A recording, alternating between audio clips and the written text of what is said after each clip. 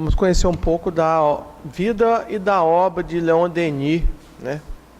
E sua contribuição para todos nós através da doutrina dos Espíritos, né? Ele é considerado um dos apóstolos, aquele que deu continuidade à obra de Allan Kardec. Então ele é considerado o apóstolo da doutrina em função de toda a contribuição, de todo o seu trabalho que ele trouxe para nós em relação ao desenrolar da doutrina depois do advento de Kardec aqui, né, com a codificação. Então, Leon Denis ele tem uma vasta obra, algumas obras muito estudadas, né? O Problema do Ser, do Destino e da Dor. Esse livro aqui, No Invisível, são os livros dele que basicamente todas as pessoas estudam, todos os grupos espíritas estudam, né? No mundo todo ele é muito divulgado, né? E ele nasceu numa cidadezinha, numa aldeia, né? Ele nasceu na cidade de Tours, lá na França, mas ele nasceu numa aldeia. A cidade de Tours, lá na França, é uma cidadezinha pequena que seria hoje comparada a Itaperuna, por exemplo. Hoje ela tem um pouco mais de 100 mil habitantes. Na época ele nasceu, era uma cidade pequena, com poucos habitantes, né? Foi em 1º de janeiro de 1846. Então imagina você o mundo em 1846. Então ele não nasceu dentro da cidade, ele nasceu numa aldeiazinha pequena, onde a vida naquela época vivíamos uma sociedade pré-industrial ainda, onde o mundo era um mundo isolado, né, onde as pessoas não tinham condições de estudar muito, de prosseguir bastante nos seus estudos. Ou seja, então Leon Denis ele estudou até o primário, que naquela época, 1846, era já uma formação excelente, né? Porque todas as pessoas daquela época, o máximo que chegava era o primário. O primário naquela época era considerado o máximo em termos de estudo, em termos de educação. Porque é característica de isolamento e você não tinha muito o que fazer naquela época em termos de profissão. Numa sociedade isolada, onde você não tinha contato com outras sociedades, com outro nível de pessoas, pelo isolamento, porque não tinha estrada, porque não tinha informação, você não tinha a condição de estar se informando muito, o que acontecia? As profissões eram profissões de homem, era artesão. A força humana que movimentava toda a condição humana nossa. Então, quem aprendia uma profissão, o pai passava para o filho. Se o pai era um ferreiro, o filho aprendia aquela profissão. Se o pai era um barbeiro, o filho aprendia. Se o pai era um agricultor rudimentar, o filho aprendia. Então, as profissões eram passadas de pai para filho. E a força humana movimentava, depois que nós tivemos as revoluções industriais, onde o mundo ganhou movimento, né? Isso surgiu principalmente através da energia elétrica, que surgiu a eletricidade, da eletricidade surgiu a automação, e aí o mundo ganhou uma velocidade. Mas lá atrás, imagina o mundo dos nossos bisavós, dos nossos tataravós, era uma vida basicamente tipo uma vida indígena, caça e pesca. Então foi lá que Leon Denis nasceu, numa condição dessa. Era para ser mais um daquelas pessoas que viviam ali numa profissão do pai para filho e naquela vidinha simples de uma aldeia do interior. Mas não, ele era um cara curioso. E a curiosidade é importante na vida de qualquer um, porque a curiosidade nos leva a querer saber um pouco mais, a querer aprender um pouco mais e a querer crescer, porque é um dos estigmas, né, das grandes descobertas que a humanidade teve e que modificaram sobremaneira a vida nossa, com as grandes descobertas que melhorou a qualidade de vida, né, que nos trouxe novas soluções para os velhos e antigos problemas da humanidade, foi a curiosidade, a vontade de você querer modificar o que estava posto. Então, as grandes vacinas, né, o surgimento da penicilina, o surgimento da radiografia, o surgimento da cura das maiorias das doenças, uma gripe em 1846 dizimava toda uma população. Então houve uma mudança, houve uma evolução nesse quadro, né? Então isso tudo através da tentativa de descobrir. E ele era curioso, gostava de leitura. Já era uma diferença que ele tinha em relação àquele contexto que ele vivia. Gostava de leitura, ele não se dava muito a pequenas brincadeiras e ele gostava de fazer descobertas. E aí ele se tornou um autodidata. O que é um autodidata? Só com o primário ele se tornou um autodidata. O que é um autodidata? É alguém que vai aprendendo por si só. Tem gente que já nasce tocando violão, que aprende de ouvido. A gente fala muito, o rapaz aprendeu de ouvido porque ninguém ensinou, mas ele aprendeu. Então, Leon Denis era assim, ele era um autodidata, procurava se informar através da sua curiosidade, através da sua vontade de aprender e do seu gosto de leitura. Não perdia tempo com coisas menores. Isso é um exemplo para nós, né? O mundo passa tão rápido na vida da gente, uma reencarnação é como um piscar de olhos, são coisas, é muito rápido, uma encarnação para nós pode ser muito tempo, mas para o contexto que a gente vive, né, do plano material, do plano espiritual, para o contexto reencarnatório, uma encarnação é um piscar de olhos. E muitas vezes nós estamos perdendo tempo com coisas menores, com coisas pequenas, que nada acrescentam à nossa vida, ao nosso dia a dia, ao nosso crescimento, principalmente espiritual. E quando a gente se descobre, você vai ver que um tempo todo se passou perdido, né? Então, saber separar o que é importante do que é acessório, do que é fundamental, é uma exigência até para melhorar o nosso espírito, né? E para a gente não estar se fazendo confusões em cima de confusões e se perdendo dentro dessa relação. Então, ele tinha a curiosidade, mas ele não gostava de perder tempo.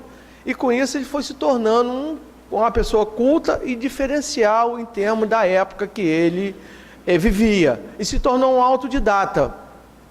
Aprendia porque queria, aprendia porque buscava, aprendia porque tinha os seus diferenciais. Agora, desde cedo teve que começar a trabalhar, como todas as pessoas daquela época, todos os meninos daquela época, existia uma separação clara, né? Clara. Qual a função do menino daquela época, do século retrasado, 1846, século XIX, nós estamos no século XXI, quais as funções daquela época, de uma sociedade isolada, pré-industrial, dos filhos daquela época? Qual o papel da mulher naquela época? Era cuidar da casa e ter seus filhos, e cuidar dos seus filhos. O papel do homem qual era? Cedinho, ajudar no sustento da família, das dificuldades que tinha. Então era uma família pobre, humilde, né? E ele começou a trabalhar desde seus 14 anos. Desde seus 14 anos, para ajudar no sustento da sua família. Então ele trabalhou como operário braçal. O que é um operário braçal? Alguém que trabalhava, né, com as mãos. É aquilo que eu falei naquela época, a força do homem que movimentava o mundo, a força humana. E ele começou a trabalhar numa cerâmica e à noite frequentava uma escola noturna para aprimorar seus conhecimentos, como todos os meninos daquela época, né? Então, e a cidade de Tours tem uma ligação forte com a gente. Foi lá na cidade de Tours que surgiu São Martinho, que era o bispo da cidade de Tours, e depois virou o santo chamado de São Martinho. E nós temos aqui um local chamado São Martinho, né, onde a gente, por coincidência, né, foi o nosso berço, nascemos lá, crescemos lá, naquela região, e o meu nome é Sileno Martim, porque eu nasci no dia de São Martim.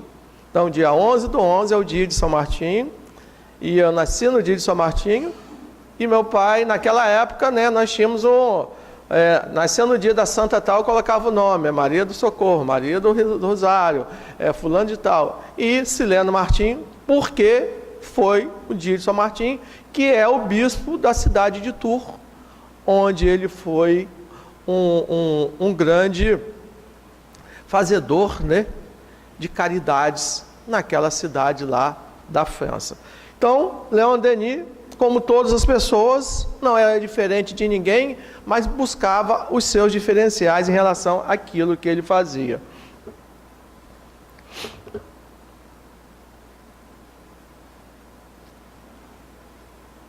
E nesse período, através da sua curiosidade, quando ele tinha 18 anos, ele caiu nas suas mãos, né? A palavra correta é essa, caiu nas suas mãos o Livro dos Espíritos.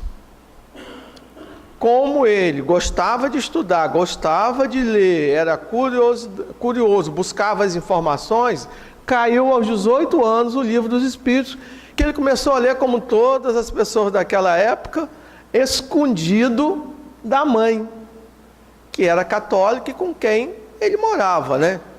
Até aí nada demais, porque o básico daquela época era a religião católica. Foram as primeiras que se formaram naquelas pequenas comunidades, né? Eu falei de São Martim, que era o bispo daquela região, possivelmente uma igrejinha ali, como todos os locais de interior. Como é que as cidades pequenas crescem? Como é que as pequenas comunidades crescem? Algumas casinhas e uma igrejinha, para que você possa manifestar a sua fé, né? O importante é se ter algum lugar para a gente manifestar a nossa fé e buscar o nosso equilíbrio. Então, mas caiu em sua mão o Livro dos Espíritos, e ele começou a ler escondido da sua mãe. Só que sua mãe, né, nada fica escondido, né? Das mães, nada fica escondido. Algumas pessoas pensam que esconde, né? Mas da mãe você descobre até pelo olhar, né? Pelo seu semblante, né? Ela descobre tudo que está se passando, pode até não se manifestar, mas nada passa escondido, né? Basta olhar para a gente de manhã para saber se estamos bem, se estamos mal, se dormindo bem, como é que está o nosso dia, se estamos tristes, alegres. E a mãe dele descobriu que ele estava lendo alguma coisa escondida, lógico, óbvio que ela ia descobrir. E ela também começou a ler o Livro dos Espíritos sem que ele soubesse, ou seja, o que meu filho está lendo aqui tão escondido que eu não posso saber, então vou começar a ler também. Então ela fez a mesma leitura, quando ele escondia o livro, ela ia lá e pegava. E aí, ambos começaram a se tornar espíritas, né? Então, através da leitura do Livro dos Espíritos, dessa coincidência, eles começaram a se tornar, ele com 18 anos.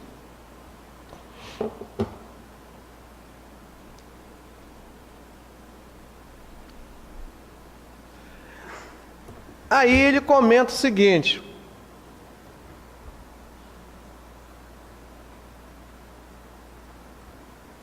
através do Livro dos Espíritos, ele entra na dimensão espiritual, né? Ele diz: adquiri logo o livro e lhe assimilei o conteúdo, encontrei nele uma solução clara, completa, lógica e universal. Minha convicção se formou, a teoria espírita dissipou minhas indiferenças e tirou todas as minhas dúvidas. É o que a gente fala da clareza dos ensinamentos e do esclarecimento que a gente tem à medida que a gente mergulha na doutrina e começa o estudo sério. Porque vai avançando em termos das informações que a gente precisa. Na realidade, não é falar mal de religião nenhuma, mas chega um momento da nossa vida que céu, inferno, purgatório já não satisfaz mais a gente, né? Se você pensa na justiça divina, na misericórdia de Deus, você jamais vai imaginar um dia, se você parar para refletir, que Deus vai condenar alguém para o inferno a vida toda. Não vai dar oportunidade. Se nós, na nossa inferioridade, enquanto pais, com as nossas dificuldades de pais em relação aos nossos filhos, se nós sempre abrigamos, se nós sempre absorvemos, se nós sempre queremos de volta. Eu lembro da parábola de Jesus, né?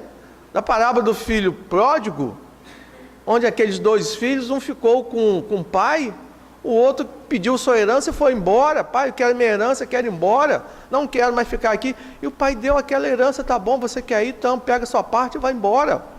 E ficou com aquele filho ali, trabalhador braçal, trabalhando na lavoura, na dificuldade, ajudando, né, no sustento do lar, cuidando da sua mãe doente. E o outro filho sumiu no mundo, foi embora.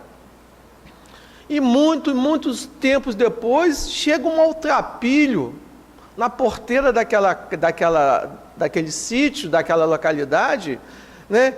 E bate na fazenda, e alguém chega lá e vê, tem um maltrapilho querendo falar com você.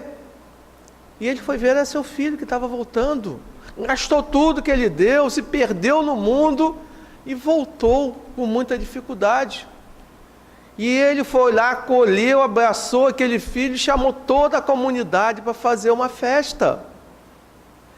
E aquele que ficou com ele, trabalhando naquele dia a dia, naquela dificuldade, não entendeu, questionou: mas pai, pelo amor de Deus, esse pegou a herança, foi embora, gastou tudo. Eu fiquei aqui com você trabalhando no dia a dia, com tanta dificuldade, você nunca fez uma festa para mim? Esse meu irmão volta agora e você chama toda a comunidade para fazer uma festa? E o que o pai falou? É uma ovelha desgarrada que está voltando. É meu filho que eu estou recebendo de volta. Você, eu nunca te perdi. Você estava comigo o tempo todo, eu nunca te perdi. Esse eu tinha perdido, está voltando. Então é a mesma situação que ele está falando ali.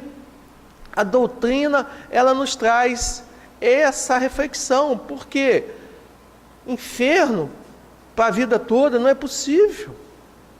Como é que nós fomos criados por Deus para aprender através das sucessivas reencarnações, e algum espírito vai ficar lá o tempo todo perdido? Então chega uma hora que nós precisamos ir além. Esse ir além depende do nível de maturidade e de entendimento que a gente tem. Porque não, mas hoje eu sou espírita, eu não faço isso, eu não faço aquilo. Mas a gente já fez. A gente já fez. E se a gente já fez, é interessante que a gente não aponte o dedo para quem está lá ainda no processo de entendimento, para poder chegar a um patamar diferenciado. Então tem pessoas que já estão esperando o momento de crescimento, de chegar a essa reflexão. Ele chegou através do livro, chegou a uma reflexão. Olha só, muitos esclarecimentos que estão aqui, eu buscava, mas não tinha, mas o livro dos Espíritos trouxe para mim. Então, é uma questão de evolução do espírito, uma questão de entendimento e uma questão de percepção. Mas nós não devemos apontar para quem está lá no processo ainda deles.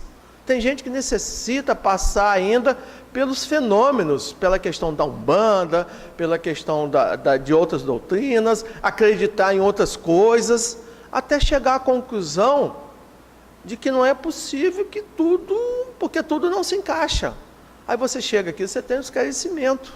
O que eu estou passando hoje é em função das minhas dificuldades do ontem. Então o meu esforço na minha melhoria, isso vai me ajudar no amanhã. Então tudo vai se juntando, se encadeando, né? E não tem nada que possa explicar as diferenças. O Espiritismo é a única doutrina que explica para a gente as diferenças, porque somos diferentes, porque sofremos de uma maneira diferente, porque uns nascem com a mente brilhante, outros nascem com dificuldade intelectual, porque uns nascem com deficiência física, outros não, porque uns nascem em berço de ouro e outros com muita dificuldade. Por que nós reclamamos aqui, mas se a gente for lá na África, nós vamos ver que as pessoas estão morrendo de sede e de fome. E nós somos espíritos que estamos num processo reencarnatório que poderíamos ter nascido lá. Estamos aqui.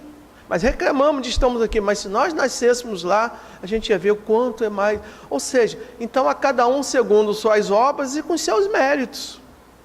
E esses méritos vão se somando, vão se somando, vão se somando, até a gente chegar a uma condição de quê? De espírito superior. Então todos esses esclarecimentos, Leon Denis foi pegando lá. Ele falou assim, é aqui que eu vou prosseguir. Estudou mais, tipo Kardec, que foi um grande estudioso, um intelectual francês. Não, ele parou ali.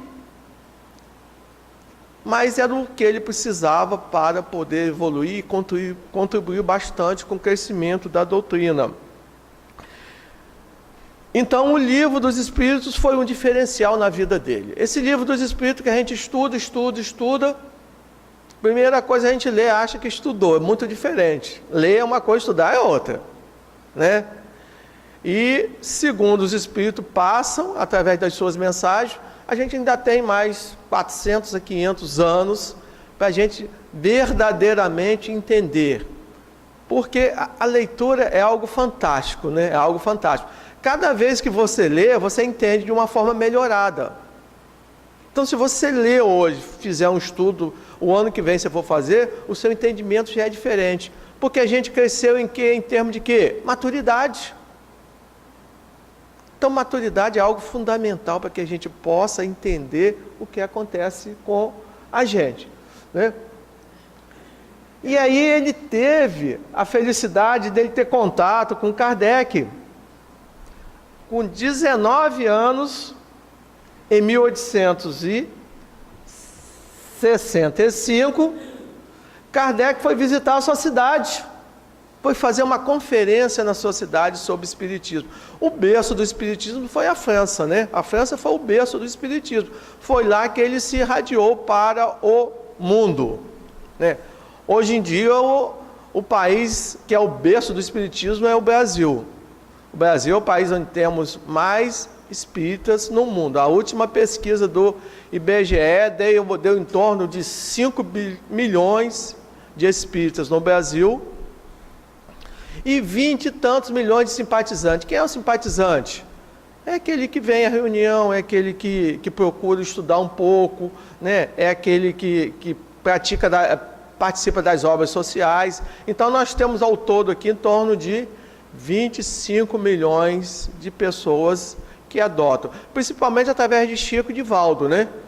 Chico foi hoje considerado no mundo o maior divulgador da doutrina, no mundo. 426 livros escritos, é o maior escritor da América Latina, né? Ele tem livros publicados em todas as línguas no mundo, e por isso o Brasil cresceu muito em relação à doutrina. Hoje é o principal país no mundo que adota o espiritismo. E Divaldo também, que está aí, me parece que já com quase 90 anos, ou um pouco mais, um pouco menos, mas também é um grande divulgador através da sua principal mentora, que é Joana, né? Então, ele conheceu Kardec com 19 anos. Kardec foi lá fazer uma palestra e ele conheceu. E nessa ocasião, olha só, o que aconteceu? Foi negado permissão para a reunião em um salão que ele tinha sido alugado para a conferência. Então, 300 pessoas tiveram, então, que ouvir a conferência em pé, no jardim de uma casa particular de alguém que era espírita. Então, alugou-se um salão. Então, a gente percebe que essa questão religiosa é uma questão complexa. As principais guerras, as piores guerras no mundo foram guerras religiosas. E hoje ainda acontece no mundo, né? Os fundamentalistas ainda estão aí provocando guerra e querem acabar com o mundo através das guerras. Ou seja, nós tivemos a primeira grande guerra, a primeira guerra que foi uma guerra europeia, tivemos a Segunda Guerra Mundial, mas as grandes guerras que continuam no mundo são guerras religiosas. Ainda é o homem na sua inferioridade querendo impor ao outro os seus desejos. É a mesma coisa daquele nosso vizinho que coloca uma música alta até 11 horas, meia-noite, como se eu tivesse que compartilhar do gosto musical dele. Por que ele não bota um fone de ouvido e fica ouvindo a sua musiquinha lá? Mas não, coloca um monte de coisa no carro, um monte de som alto, fica lá até 11 horas, meia-noite, querendo que eu participe e ouça a vontade musical dele. A vontade dele é dele, a minha é minha. Então tem que ter respeito. Então naquela época já tinha, alugaram um salão para ouvir Kardec, olha só a questão religiosa forte aí. E quando souberam que era Kardec, que era a doutrina, não permitiram. Então tá bom, a gente não pode ficar aqui, nós vamos para o quintal da casa de fulano de tal e vamos fazer a palestra. Ou seja, o evento não deixou de acontecer por causa disso.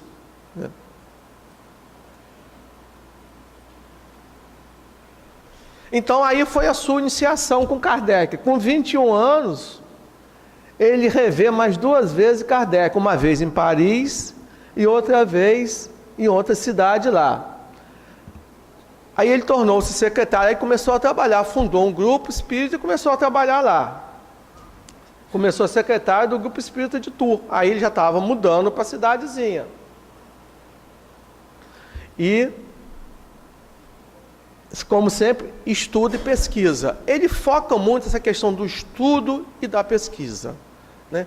Ele não é muito adepto da questão dos fenômenos, não. Ele foca muito no estudo, né? E ele coloca aqui nesse seu livro, No Invisível, ele coloca aqui, logo na introdução, uma causa de inquietação para nós é a tendência de certos adeptos de negligenciar o lado elevado do Espiritismo, a fonte dos puros ensinamentos e das elevações e das elevadas inspirações, para se confinar na experimentação terra-terra, na pesquisa exclusiva do fenômeno físico. Então ele faz uma crítica desse negócio de quem chega à doutrina só para querer ver fenômeno.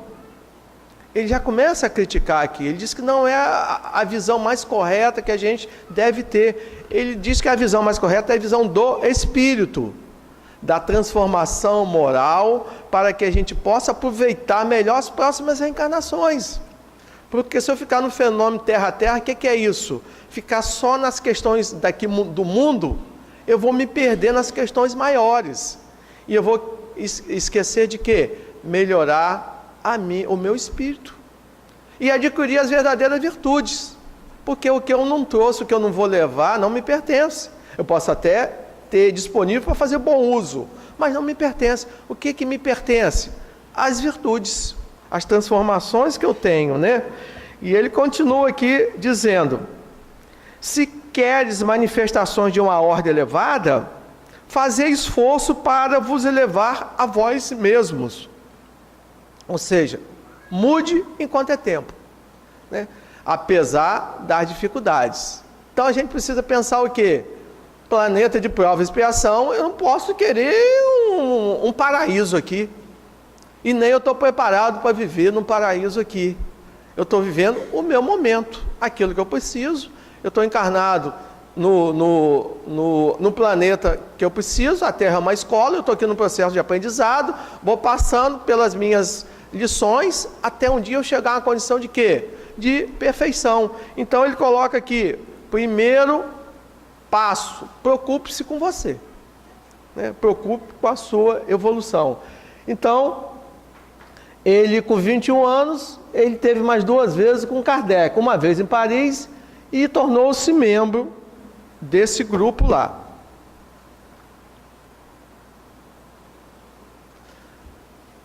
Aos 24 anos, serve ao exército como sargento na guerra da França, depois subtenente e tenente. Neste período que ele serviu lá, ele teve assim os primeiros contatos com a mediunidade, né? Ele, perto do alojamento, tinha uma casa mal assombrada, tipo casa mal assombrada, onde verificaram que a mediunidade de um sargento estava provocando tais fenômenos. A mesa ficou agitada.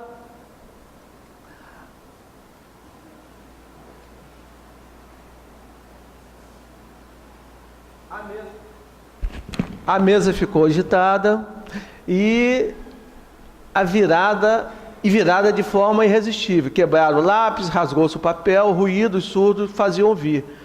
A luz se apagou, um balanço forte fez tremer a casa e depois se perdeu no silêncio da noite. E aí ele foi lá tentar resolver aquela situação. O que estava acontecendo ali, né? Então a gente tem muitas histórias de que naquela época, e até hoje, né, alguns espíritos que participam de desobsessão ainda estão depoimento dos seus sofrimentos lá, pelo desconhecimento, pelo pouco esclarecimento, eram torturados e ficavam por ali. Ou seja, não tinham noção de que precisavam, estavam num processo já de desencarne e precisavam evoluir. Então surgiu essa situação lá para Leon Denis.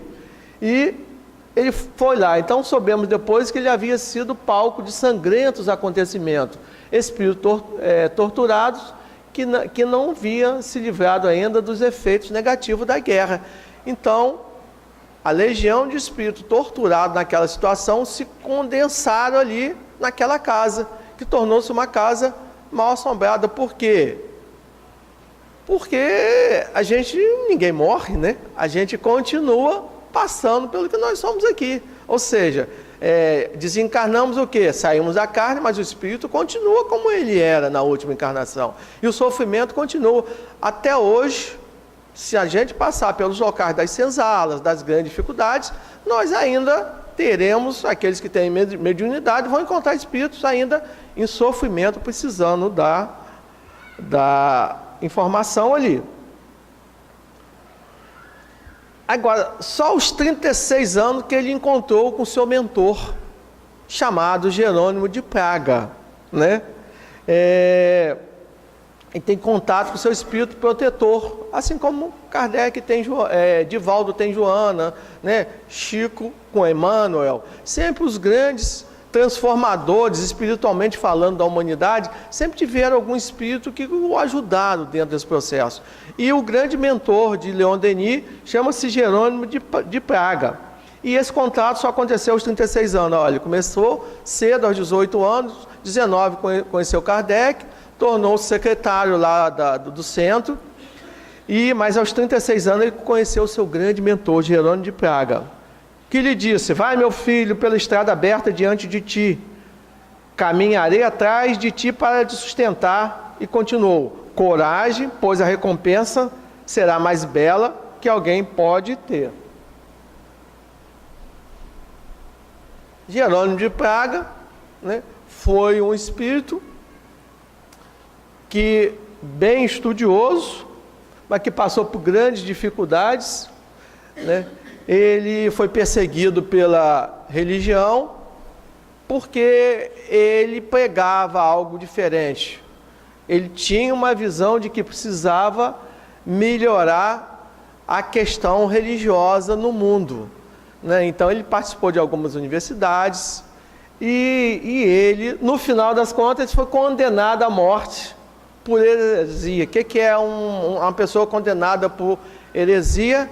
É alguém que não aceita os dogmas religiosos que lhe colocam, né? Então Jerônimo de Praga retornou para, junto com Leon Denis, trazer novas informações para nós. E ele se tornou um grande orador espírita, né? Leon Denis, através das informações que ele tinha, tornou-se um grande orador espírita, conhecido como o grande apóstolo. Vamos caminhar aqui que a gente... Ele traz algumas filosofias sobre a vida, né? Ele diz que o amor é a celeste atração das almas e do mundo, a potência divina que liga os universos, os governa e fecunda. O amor é o olhar de Deus. E a gente fala muito na transformação através do amor, né? Então é o amor universal, né? É o amor pelas coisas divinas, né? É o amor no sentido maior, no sentido global. Então é amor pela proteção da natureza, é amor pela proteção da vida, aquela questão que ninguém tem o direito sobre a vida do outro, toda essa questão que transborda a nós mesmos, é que ele fala que esse amor que nós temos que desenvolver em nós, para que a gente se torne melhor a cada dia, e que não é fácil, né? Eu retorno a Jesus quando ele fala assim: poxa, que se alguém te bater numa face, dá outra. Muito difícil ainda, mas através dos tempos não vai ser tão difícil assim, mas hoje é difícil. Mas se a gente já não desejar o olho por olho, dentro por dentro, se a gente não desejar o retorno à época mosaica, já é um avanço. Mas dar outra face ainda não é tão fácil para a gente. Quem consegue, parabéns, mas ainda não, é muito difícil. Mas a gente pode tentar evoluir nessa questão. E outra questão que Jesus coloca para a gente rezar e, né, pedir por aqueles que te fazem mal. Muito difícil também, porque a gente ainda não está nesse estágio, mas a gente vai chegar. Ou seja, outra questão, praticar o perdão. Esse amor que ele fala ali, praticar o perdão. Mas o perdão verdadeiro, aquele perdão do esquecimento de fato. Porque se a gente parar para analisar, o perdão é algo muito bom para nós. Porque alivia o nosso coração do peso. Imagina um ser que não tem peso no seu coração, né? Que está livre, que está leve, que está liberado dessa ligação com alguém que lhe faz mal, que ele não gosta, que ele fica acompanhando só para desejar o mal. Imagina o nosso coração livre, leve, solto. Imagina a gente cantando, a gente só canta quando a gente está com o nosso coração livre. Né? Imagina a gente sorrindo, a gente só sorri quando a gente está sem peso no nosso coração. Mas é difícil ainda, é difícil, mas é algo para a gente ver. Então é o que o Leon Denis falou no início lá, libertar-se das coisas pequenas que nos levam para baixo e nos faz mal. E que muitas vezes a gente passa uma vida inteira preso às coisinhas pequenas, a coisas menores. E as coisas maiores passam por nós e a gente não vê. O que é importante na nossa vida? O que é fundamental na nossa vida?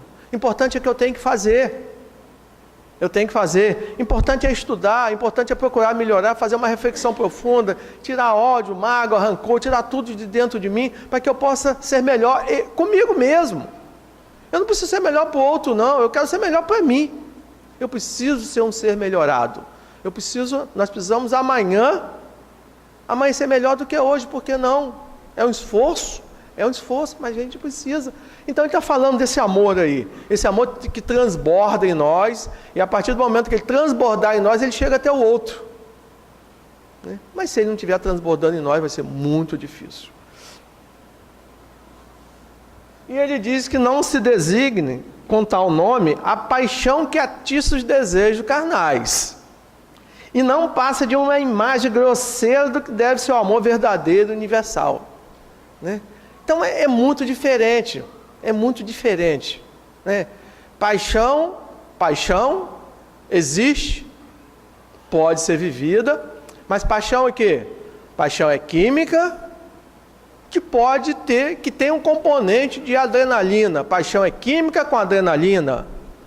Amor é sentimento com eternidade. É isso que ele está falando para a gente. Você pode viver suas paixões, mas saiba você que paixões são desejos carnais que são atiçados. Paixão, então, é química e adrenalina. Amor é sentimento e é eterno. Né? Então a gente precisa separar disso. Ele traz isso com clareza para a gente.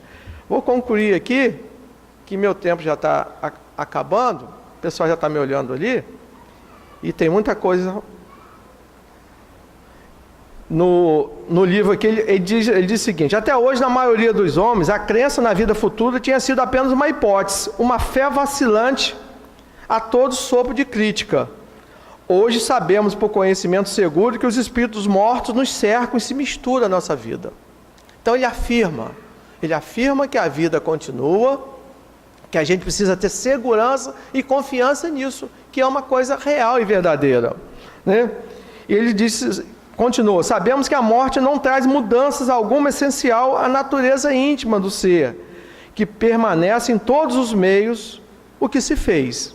Ou seja, seremos responsáveis, o que plantarmos vamos colher, independente de estarmos encarnados ou desencarnados.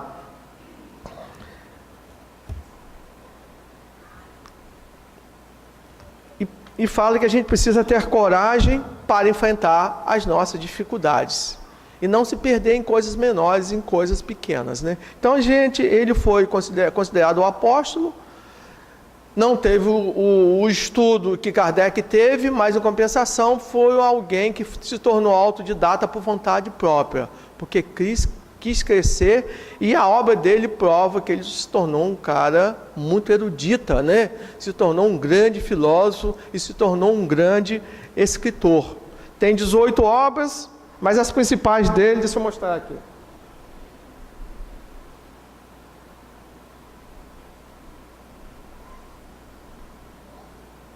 Seus livros mais consagrados são esses 3 aí: Depois da Morte, 1889, No Invisível, que é esse que eu tenho aqui, 1903, e O Problema do Ser, do Destino e da Dor, 1905. Escreveu mais de 18 livros, mas os mais consagrados são esse aí. É uma leitura basicamente obrigatória para a gente, né? Deve ler e, de repente, depois de um certo tempo, reler. Então, depois de Kardec, o autor que mais direcionou os destinos da doutrina e que mais contribuiu para o crescimento dela foi o Leon Denis. Por isso que a gente está fazendo essa reflexão sobre ele hoje. Que o Senhor possa nos abençoar.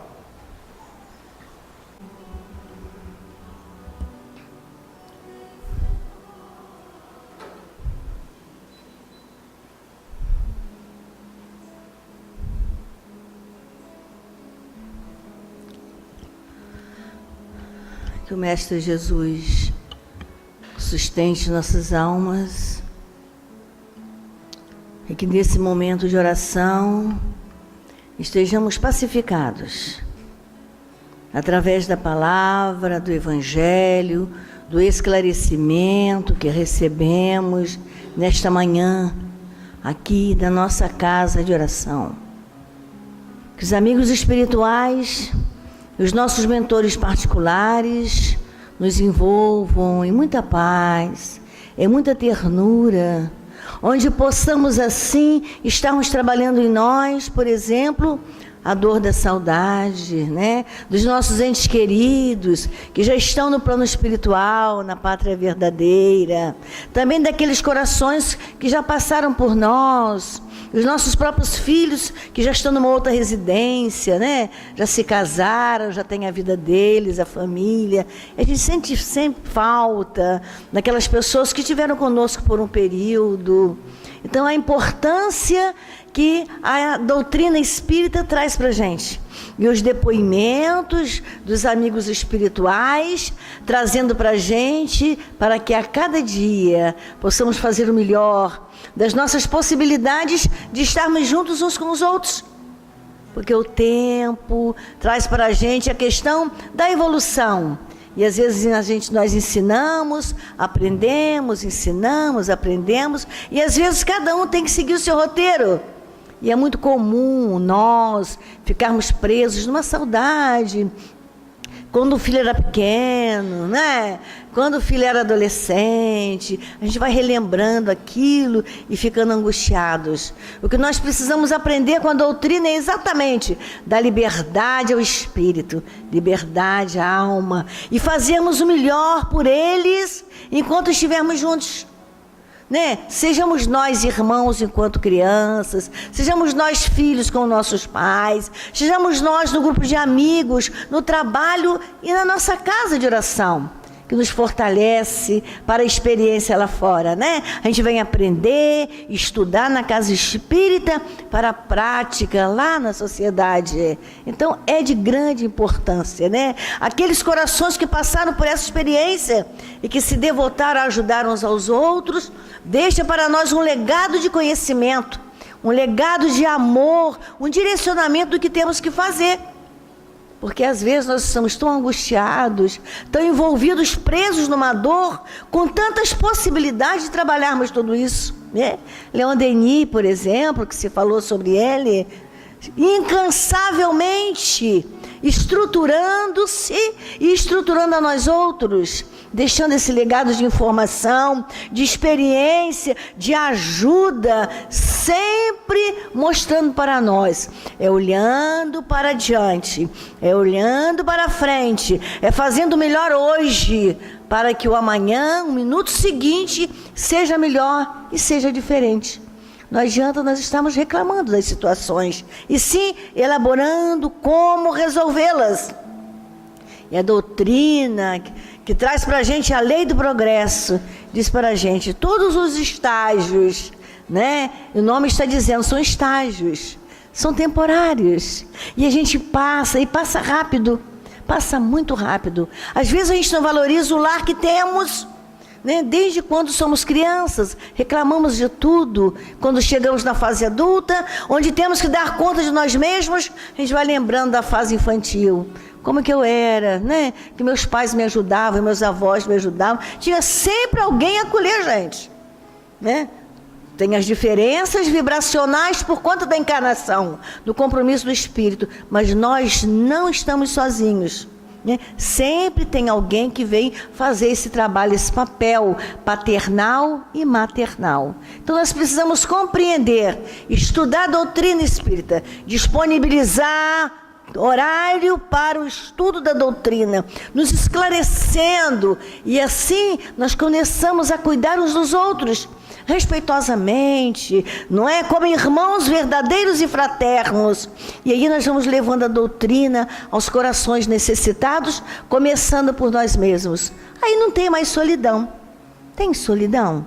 O trabalhador do bem, aquele que se devota a ajudar o irmão, ele não se sente só, porque ele sai para agir, para trabalhar na casa espírita, visita um hospital, visita aquelas pessoas que precisam, anda nas ruas ajudando o irmão que está nas ruas. E quando nós chegamos à casa, nós estamos cansados e o corpo vai repousar. Enquanto o corpo repousa, o espírito continua na sua luta, no seu trabalho. E aí nós vamos experimentando uma satisfação. E vamos tendo um calendário mais aprimorado. E aí vamos rejuvenescendo, porque o espírito, quando ele está bem, não é? Ele também ajuda o sistema físico, o sistema biológico. É isso que os nossos queridos amores, que já chegaram numa condição crística, traz para a gente, né? Por que choras tanto? Por que lamentas tanto? Por que tanto desespero em suas vidas? Não é isso? Jesus não falou para Marta? Marta, Marta, estás desassossegada? Estás inquieta? Né? E ele fala isso para a gente também. Tem tanto por fazer na seara do mestre, né? Nós temos tantos por fazer. Por que tanta inquietude? Por que tanto desespero? Por que chorar aquela dor, né? Olhando para nós mesmos, não saindo do lugar? Então é isso que eles trazem para a gente, né? Hoje se falou de Leon Denis, a gente fala de Dr. Erma, né? Dr. Erma, um espírito, né, que teve a experiência como médico, né, e que desencarnou por volta da Primeira Guerra nos campos de batalha, trabalhando e ajudando os irmãos, né? Mostrando para nós que a nossa cura, a nossa satisfação, a nossa alegria está exatamente em servir, em trabalhar. Quanto mais eu me recuo no núcleo da minha casa lá, lamentando, mais eu fico doente, porque eu preciso sair e elaborar nessa energia, essas questões, ajudando o próximo. Eu não tenho que melhorar, né, para vir para a casa espírita, para trabalhar. Eu tenho que vir para a casa espírita, estudar e trabalhar para melhorar. É o contrário. Né? Sair do campo da ociosidade, da lamentação, e aí nós vamos prosseguindo com mais equilíbrio, né? Precisamos compreender isso e nos determinarmos a verdadeiramente, dizia para Jesus assim: mestre, eis-me aqui, que queres que eu faça? Aí nós vamos elaborando a nossa vida com mais ternura, com mais equilíbrio, com mais determinação, né?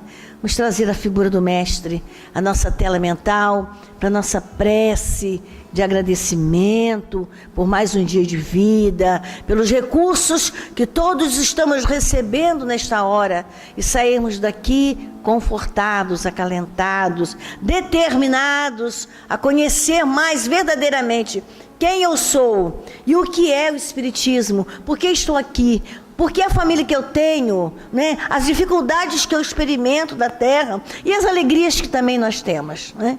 Que o Mestre Jesus possa nos envolver. Que a paz desta hora seja com todos nós e que possamos estarmos na condição de Maria, ouvindo, assimilando as orientações do Mestre querido. Que possamos abrir essa experiência, essa oportunidade de estarmos cuidando de nós mesmos. Precisamos cuidar de nós, para podermos cuidar dos companheiros, para podermos levar a palavra do Mestre Jesus aos corações que estão na dor e no sofrimento.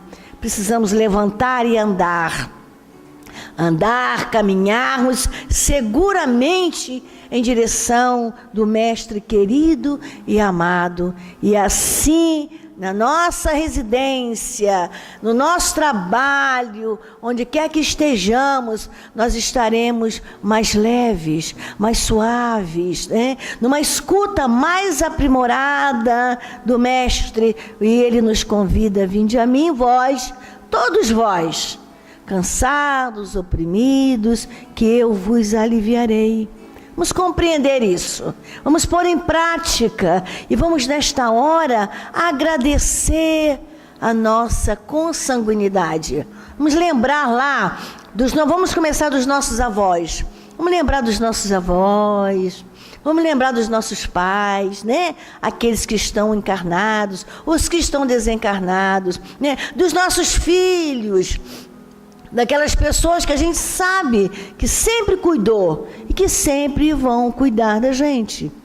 Precisamos desse exercício de gratidão e sair da questão do lamento. Vamos, a partir de agora, durante esta semana, sempre agradecer. Quando vier aquela questão do estímulo condicionado de reclamar, nós vamos assim: não, obrigada, meu Deus. Preciso agradecer por tudo, porque sabemos que estamos sustentados, amparados, protegidos pelo nosso Pai maior, né? Pelos mentores e amigos espirituais. E assim, rogando a Jesus que abençoe a nossa família, que abençoe a nossa consanguinidade, que abençoe a nossa trajetória, nossa capacidade de compreender as coisas, nós vamos rogando a permissão para estarmos de nossa parte, encerrando esse trabalho com gratidão, sentimento de gratidão. Lembrando, por tudo dai graças. Então vamos agradecer e vamos recomeçar a cada dia, fazendo bem a nossa parte. Que assim seja, Jesus querido e amado. Que assim seja, Mestre de nossas almas. Que o Senhor nos proteja, nos abençoe, nos acalente, hoje, agora e sempre, Jesus. Que assim seja. Muita paz aos nossos corações.